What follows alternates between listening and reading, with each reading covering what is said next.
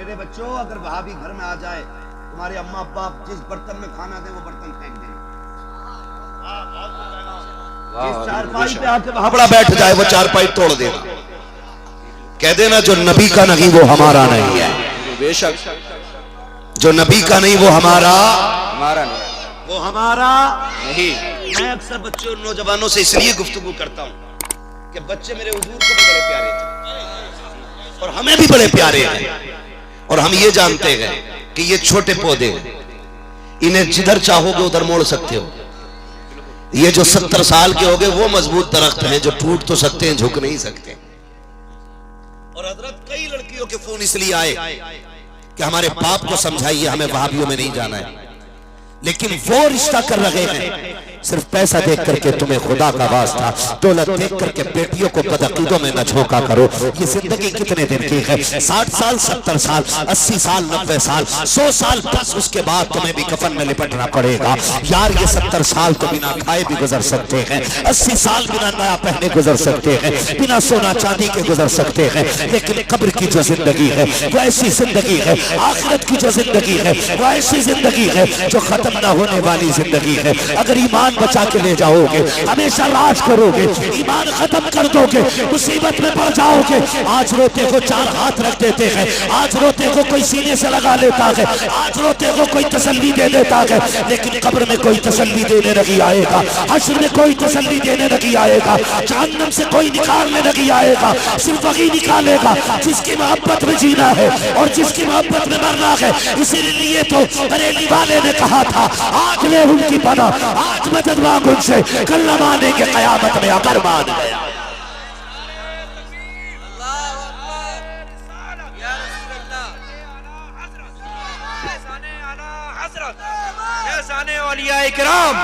अल्लामा मुफ्ती अहमद रज़ा साहब क़िबला, नारे तकबीर, नारे रिसालत। वाह वाह, बहुत खूब हज़रत। खुदारा कभी बेटी को अपनी गरज की खातिर बदअकीदों में मत झोंकना। वो ससुराल नहीं गई, वो जहन्नम में गई है, वो जहन्नम में गई है। मरने के बाद तो लंबी लंबे ख्वाब देखते हो। मौलाना, मैंने अब्बा को देखा जन्नत में टहल रहा था, मैंने बाप को देखा, मैंने बड़ी खूबसूरत वादी में बैठे देखा है। मरने के बाद सब चाहते हैं हम जन्नत में जाएं, लेकिन मरने से पहले फिक्र नहीं, मरने से पहले किसी को कोई फिक्र नहीं है। खुदारा बेटियों के सोच समझ के फैसले करना। देखिए जितने भी यहाँ पर लोग खड़े हैं वो सब के सब बैठ जाएं, इसलिए कि वहां पर हमारी माँ बहनें मौजूद हैं, वो ही प्रोग्राम सुनने के लिए आई हैं। आप भी बैठ जाइए, आपको जगह शायद सामने जगह हो, वहीं पर बैठ जाएं लोग। कमेटी के लोग इनको अदब के दायरे में बिठा दीजिए। जितने भी कमेटी के लोग हैं वो सब के सब इन्हें हटा अपनी जगह बिठा दीजिए। बैठ जाओ बाबू, बैठ जाओ, जो जहां बैठा खड़ा है बैठ जाए भाई, बैठ जाए। यहीं आप बैठ के भी सुन सकते हैं, जहां से आप खड़े होकर देख रहे हैं, आप बैठ जाइएगा। कमेटी वालों को ज्यादा परेशानी हो रही, बार बार समझा रहे। अल्लाह आपको सलामत रखे, जो जहां है वो वहीं बैठ जाए। अगर ये सामने वाले लोग बैठ जाए बड़ा अच्छा हो, वरना अगर वहां जगह ना हो तो इधर आके आ जाइए, इधर आके बैठ जाइएगा, इधर थोड़ी सी जगह हो जाएगी। अल्लाह आपको सलामत रखे भाई। अगर बार बार इसी तरह हटाया बचाया गया फिर तकरीर क्या हो जाएगी, पूरी रात यही करने के हो जाएंगे कि आप दाएं हो जाइए, आप बाएं हो जाइए।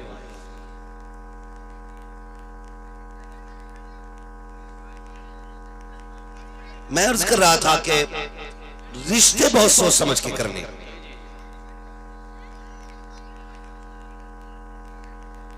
रिश्ते कैसे करेंगे? सोच समझ के करेंगे कि नहीं? सर न हिलाइए, जरा जबान खोल के बताइए। रिश्ते, हाँ रिश्ते सोच समझ के करने। खाली पैसा नहीं देखना है किसी का, दौलत नहीं देखनी है। इमाम ने निकाह नहीं पढ़ाया, निकालो इसको, इसको निकालो कि इसने निकाह नहीं पढ़ाया, पठान का दामाद था। अरे होगा जो पठान का दामाद, हम भी मदीने वाले के गुलाम हैं। तू पठान का दामाद है, हम मदीने वाले के गुलाम हैं। वाह वाह वाह। सुनिए, तुझे 4 टाइम की रोटी देता है और मेरे हुजूर खाते हैं तेरे दर का, पीते हैं तेरे दर का, पानी है तेरा पानी, दाना है तेरा दाना। ये नहीं देखा जाएगा किसका दामाद है, ये देखा जाएगा किसका गुलाम है। सोच समझ के बेटियों के रिश्ते किया कर। हर एतबार से बेटियां कभी नहीं पूछती अब्बा किसके साथ डाल के आया। बेटे से 36 बार पूछते हो, बीवी से कहते हो जा इससे जाके कह मैंने इसका रिश्ता फलां की बेटी के साथ तय करने का इरादा किया, तो बेटा कह देता नहीं नहीं मुझे वो पसंद नहीं है। कभी एक बार बेटी से भी पूछा कि मैं इसका रिश्ता फलां के साथ करके आ रहा हूं, इससे भी पूछो इसकी क्या मर्जी है। हमें तौफीक नहीं होती। क्यों? बेटे से इसलिए पूछा जाता है, अगर नहीं पूछा तो ये निकाह के वक्त भी उठ के भाग सकता है। यही है कि नहीं? जी जी। और बेटी से इसलिए नहीं पूछा जाता कि वो मरते वक्त तक बाप की जबान का वचन रखती है।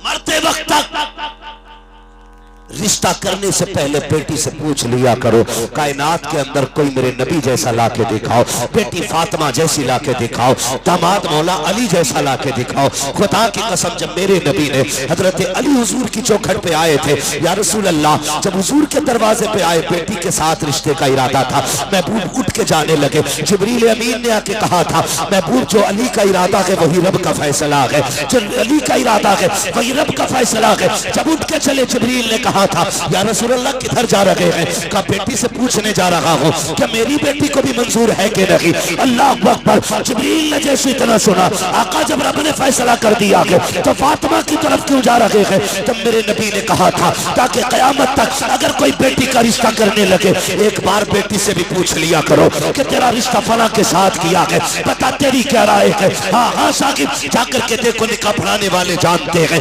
लड़की 18 साल की होती है, लड़का 37 साल का होता है, लड़की 22 साल की है, लड़का 45 साल का है। पूछ लड़की से उसकी मर्जी से रिश्ता हो रहा है कि नहीं। लड़का काला कलोटा है, बीवी खूबसूरत होती है, पूछ बच्ची से क्या इसकी हाँ है कि नहीं। अल्लाह अकबर। बेटी IAS MBIS होती है, IPS होती है, बेटा खाली MBBS भी नहीं बल्कि BA में पास होता है, फिर भी साथ भेज दिया जाता है। क्यों भेजा जाता है? बाप का बेटी का बाप कहता है नहीं नहीं रिश्ता अच्छा मिल गया था इसलिए भेज दिया रहा हूं, इसलिए रिश्ता कर रहा हूं कि लड़का अच्छा है, लड़का पैसे वाला है। ओ खुदारा, सिर्फ पैसे पे ना जाया करो, कभी बेटी से भी पूछ लिया कर, ये जो लड़के से निकाह होने वाला है ये हक लाता है, बता तेरी क्या राय है। जिस लड़के से तेरा रिश्ता हो रहा है ये ऊंचा सुनता है, बता तेरी क्या राय है। जिसके साथ तेरा रिश्ता हो रहा है ये अंगूठा छाप है, बता तेरी क्या राय है। खुदा की कसम खा के कहता हूँ, जब ऐसे रिश्ते करोगे तो तलाकें नहीं होंगी,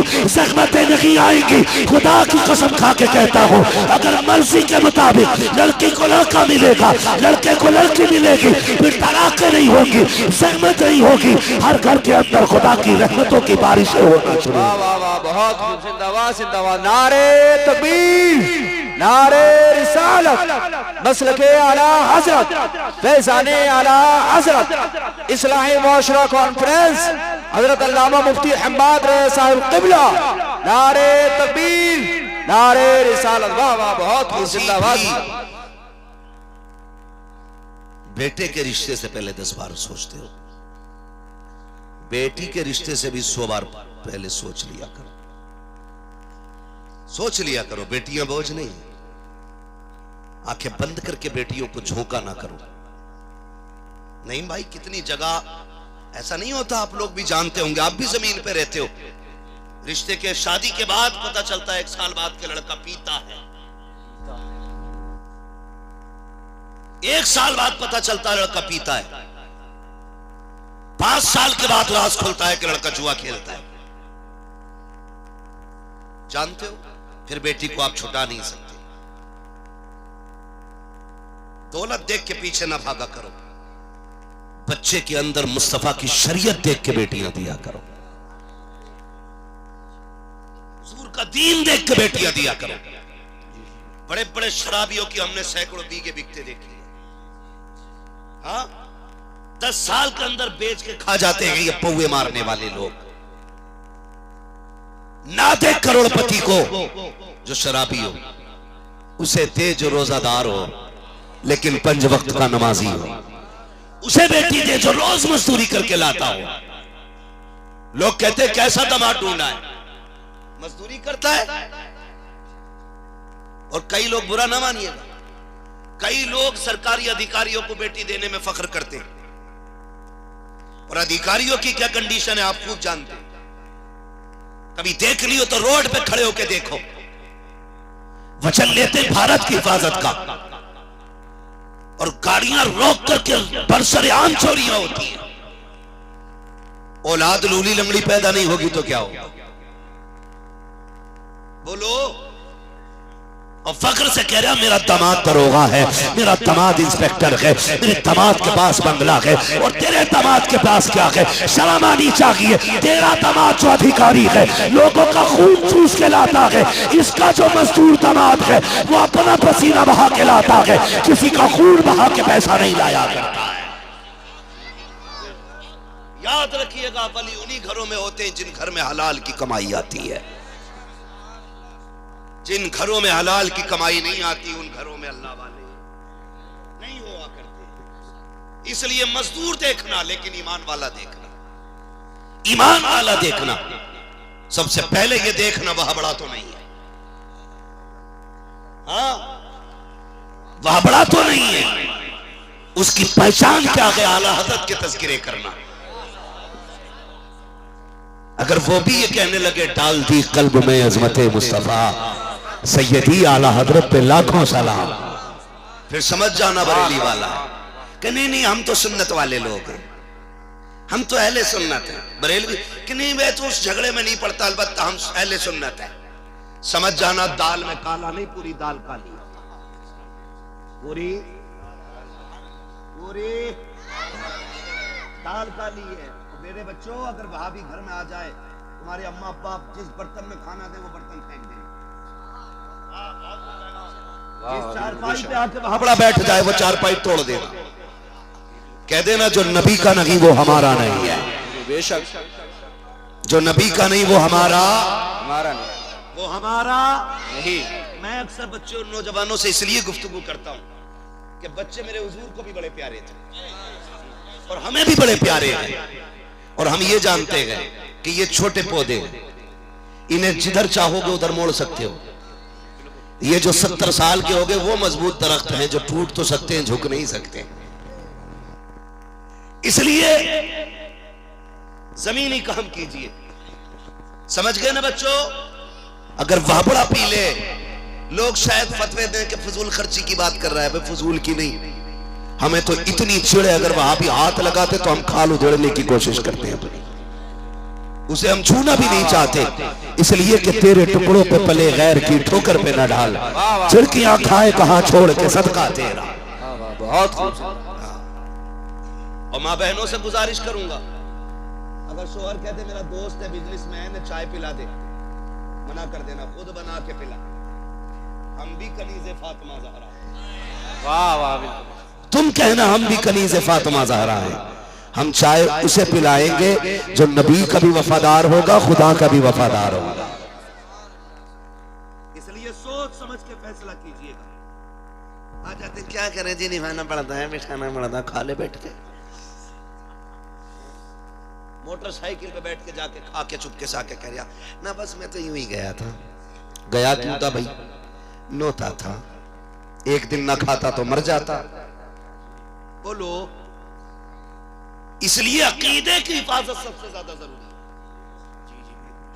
अमल में कोताही रही, मैं जरी नहीं कर रहा हूं बदअमली की तरफ, लेकिन एक हुक्म बता रहा हूं, अमल में कोताही रही, अकीदा मजबूत रहा, हुजूर चाहेंगे तो जन्नत मिलेगी बेशक।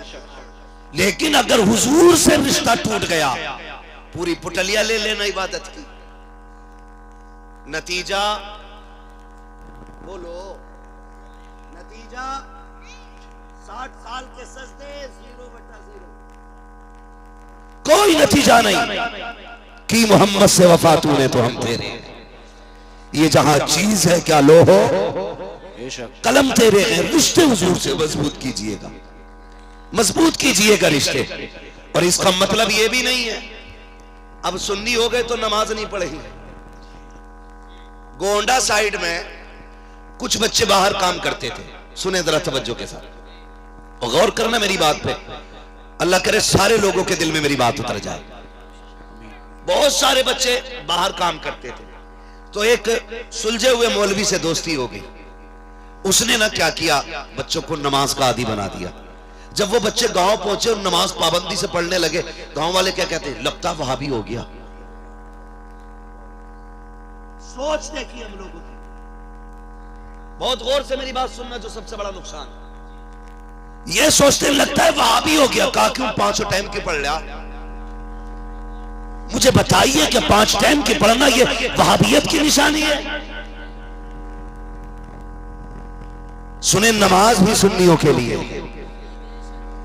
और इसके रसूल में मजबूत ही वो है जो नमाजों में मजबूत है। खाली दावे से काम नहीं चलेगा, नमाजों का पाबंद होना पड़ेगा, मस्जिदों को आबाद करना पड़ेगा। मस्जिद अक्सा के लिए दुनिया तड़प रही है, पूरी दुनिया रो रही है, और सबकी यही दुआएं हैं, अल्लाह जालिमों से मजलूमों को निजात अता फरमा दे, इन जालिमों का बेड़ा गर्क फरमा दे जिन्होंने मजलूमों पर जुल्म सितम किए हैं। याद रखिएगा मेरी बात, खुदारा हर मस्जिद मस्जिद अक्सा हो जाएगी अगर तुम सजदे नहीं करोगे। तो सजदे करने शुरू कर दो ताकि तुम्हारी मस्जिदें आबाद रह सके, मस्जिदें आबाद रह सके।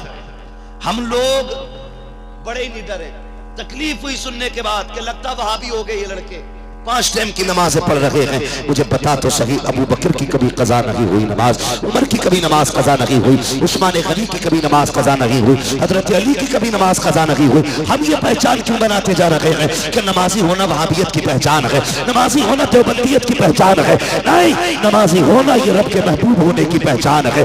आबादी बनो, मस्जिदों को आबाद करो, फजर की नमाज अजान हुआ करे, घर से उठ के चले जाया करो। होता तो ये है जैसी अजान होती है अपने बेटे पे चादर डाली जाती है, मस्जिद के इमाम की चारपाई उल्टी कर दी जाती है। 5 मिनट लेट हो गए हो, भाई मुझे बता तो सही, नमाज सिर्फ इमाम पे फर्ज थी या तेरे बेटे पे भी फर्ज थी? लाजिम तो ये था जैसी अजान की आवाज आई थी सबसे पहले अपने बेटे को उठाता, हाथ पकड़ के मस्जिद में लाता, उसके बाद इमाम को उठाता। तब हम कहते तू वाकई नमाज से प्यार करता है, खुदा से प्यार करता है। और यार अजान की आवाज आया करे तो सिर्फ अकेले न जाया करो, बड़ों को भी साथ लिया करो, बच्चों को भी साथ लिया करो, मस्जिद में ले जाया करो।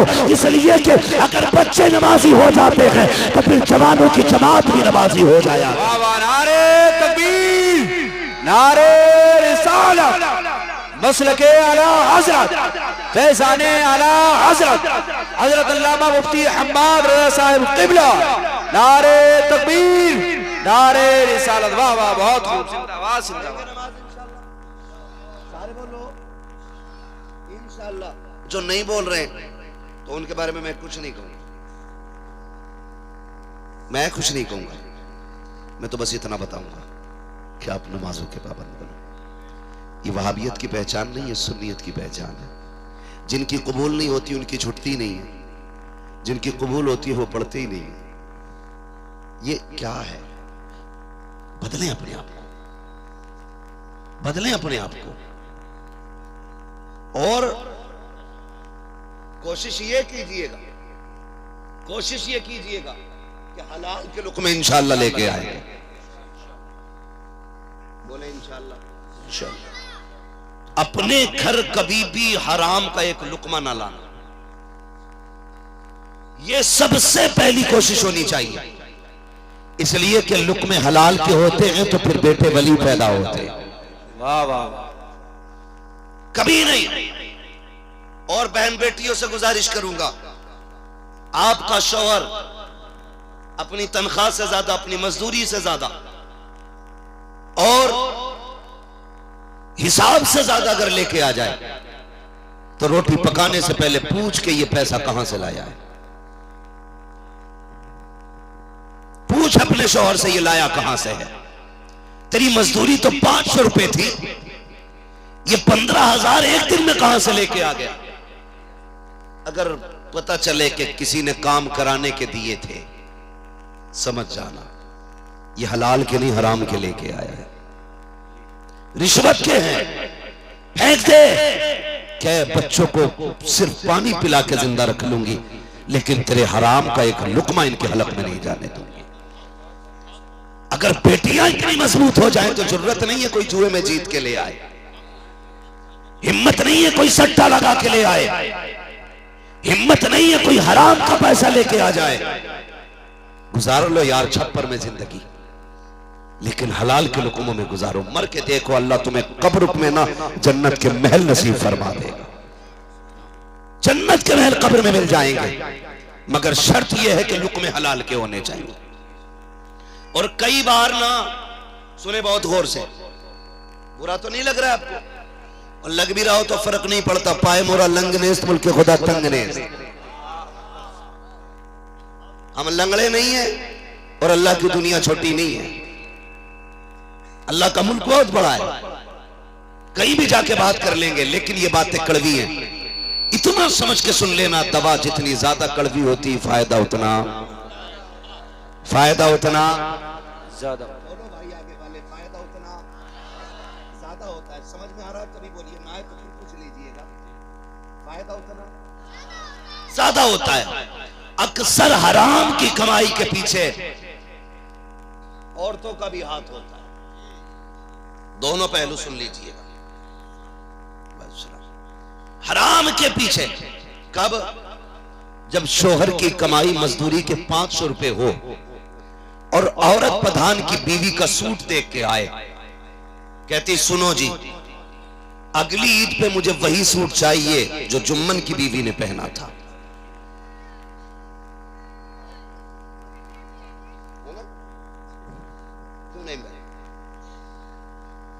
अब अगर हर कोई चाहे नईम भाई की बीवी की ओढ़ हो, मुश्किल है। तो जब बीवी ये कहती है मुझे वो चाहिए जो इनकी बीवी ने पहना, तो बेचारा शोहर मरता क्या ना करता, फिर वो इधर उधर देखता है। एक सूट के लिए 10,000 उसे चाहिए। वो गरीब जो मुश्किल से 400 रुपए कमा के लाया है, वो 10,000 का सूट कहां से खरीदेगा? फिर वो जाता है हराम की तरफ, किसी को ब्याज देता है, कहीं सट्टा लगाता है, कहीं जुआ खेलता है, फिर कोशिश करता है एक के चार कैसे बनेंगे। खुदा की कसम, ए मेरी बहन बेटी हो, तुम कनीज़े फातिमा ज़हरा हो, तुम सुनो तो सही, तुम किसी प्रधान की बेटी हो, कोई जमींदार की बेटी हो, कोई प्रधान की बेटी होगी, कोई किसान की बेटी होगी, तुम में कोई मुस्तफ़ा जाने रहमत की बेटी नहीं है, तुम में कोई मौला अली की ज़ौजा नहीं है। जरा तारीख उठा करके देखो, खातून जन्नत सैयदा तय्यबा ताहिरा आबिदा जाहिदा तकिया नकिया ज़किया हजरत सैयदा फातिमा ज़हरा रज़ी अल्लाह तआला अन्हा। अल्लाह अकबर। आप का हालत देखिए, एक दिन मेरे नबी खातून जन्नत के घर तशरीफ लाए, दरवाजे पे दस्तक हुई, आवाज आई मंद कल्बा। दरवाजा किसने बजाया है? कौन चौखट पे आया है? अल्लाह अकबर। मेरे नबी कहते हैं अना मोहम्मद रसूलुल्लाह, बेटी मैं तुम्हारा बाप मोहम्मद रसूलुल्लाह हूँ। सुन तो सही प्यारे, मेरे नबी क्या अदब सिखा रहे हैं, अपनी बेटी के दरवाजे पर खड़े हैं और बिना इजाजत अंदर नहीं जा रहे हैं। आज हालत देखिए हमारे मुआशरे की, तहजीब तो देखिएगा। अल्लाह अकबर। ऐसे ही मुंह उठाए चले जाते हैं, दरवाजा खोल करके अंदर आके कहते हैं क्या मैं आ सकता हूँ? जब अंदर आ ही गया है, अब पूछने का मतलब क्या है? दरवाजा खोल ही दिया है, अब आवाज देने का मतलब क्या है? इस्लाम तो ये सिखाता है अपनी बेटी के भी दरवाजे पे जाओ तो पहले इजाजत ले लिया करो, उसके बाद अंदर जाया करो। तुम किसी के भी घर में मुंह उठा के चले जाते हो, कि इस्लाम की तालीम रखी है। मेरे नबी ने दरवाजे पे आवाज दी, खातून जन्नत कहती है अब्बा जान अगर अकेले हैं तो आ जाइए, और अगर कोई साथ में है तो उसको रोक दीजिएगा। आका करीम अंदर तशरीफ लाए, बेटी फातिमा क्या बात है? का अब्बा जान आज आपकी फातिमा पे इतना कपड़ा नहीं है कि वो अपना पूरा पर्दा कर सके। या रसूल अल्लाह, आज आपकी फातिमा के पास पैबंद लगाने का भी कपड़ा नहीं बचा के। अल्लाह अकबर। ये खातून जन्नत के जुमले। उसके बाद खातून जन्नत ने जैसी मुसल्ले पे खड़े होकर नियत बांधी है, बारे कमजोरी के गिर जाती है। मेरे नबी ने उठा के बेटी को सीने से लगाया, फरमाया फातिमा बता तो सही ए बेटी क्या बात है, तबीयत तो ठीक है? कहती अब्बा 7 दिन से कुछ नहीं खाया है, कमजोरी खड़ा नहीं होने देती है, 7 दिन के फाकों के बावजूद खातून जन्नत का मुसल्ला नहीं छूट रहा है। मेरे नबी ने जैसी बेटी का जुमला सुना, फरमाया फातिमा जरा मुसल्ले का कोना हटा के दे। कहाँ गई वो बदबख्त कौम है जो कहते थे नबी कुछ नहीं दे सकते हैं, नबी को कुछ इख्तियार नहीं है। मेरे नबी ने कहा था ए फातिमा बेटी जरा मुसल्ले का कोना हटा। खातून जन्नत ने कोना हटाया, हीरे जवाहरात की नहरें बह रही थी। फरमाया फातिमा जितना चाहे उठा ले, मगर याद रखना उतना ही लेना जितने का हिसाब दे सके। जैसे इतना कहा था, खातून जन्नत ने जल्दी से कोना ढका, कहा या रसूल अल्लाह मुझे वो नहीं चाहिए जो दुनिया भी बर्बाद कर दे, आखिरत भी बर्बाद कर दे। कहती या रसूल अल्लाह खातून जन्नत को फाका तो गवारा है, लेकिन रब की नाराजगी गवारा नहीं हो सकती। अल्लाह अकबर। ये नारे तकबीर।